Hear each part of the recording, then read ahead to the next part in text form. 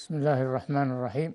نحن الآن في استقبال عشر مباركة، عشر فاضلة، ألا وهي عشر ذي الحجة. عشر ذي الحجة هي التي أقسم الله تعالى بها وفضلها على سواها، والفجر وليال عشر والشفع والوتر. حسبك أن الله جل وعلا أقسم بها، وهو جل وعلا لا يقسم إلا بشيء له شأن عظيم.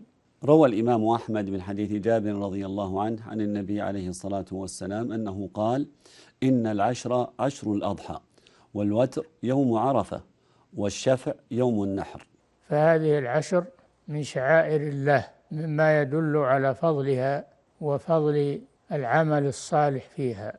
ولا شك أن تعظيم الأزمنة الفاضلة من تعظيم شعائر الله تعالى، وذلك دليل على التقوى، كما قال تعالى: ذلك ومن يعظم شعائر الله فإنها من تقوى القلوب. الشعائر تكون زمانية وتكون مكانية، فالشعائر الزمانية مثل عشر ذي الحجة.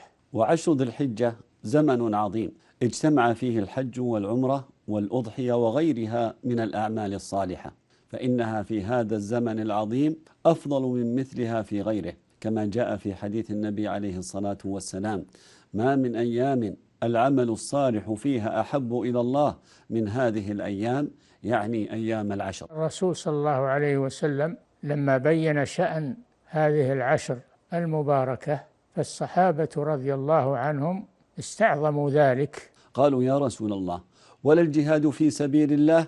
قال: ولا الجهاد في سبيل الله إلا رجل خرج بنفسه وماله فلم يرجع من ذلك بشيء. وهذا فضل عظيم لهذه العشر.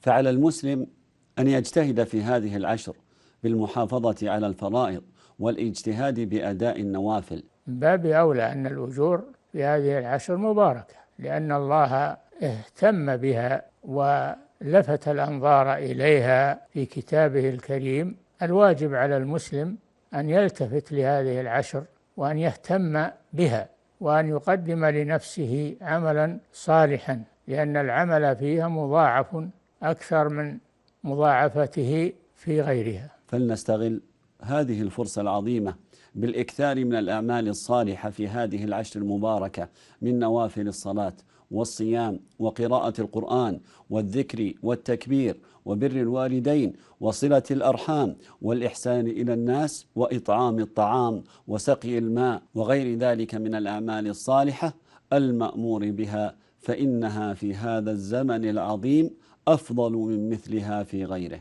نسأل الله الكريم أن يوفقنا وإخواننا المسلمين لاغتنام هذه العشر بالعمل الصالح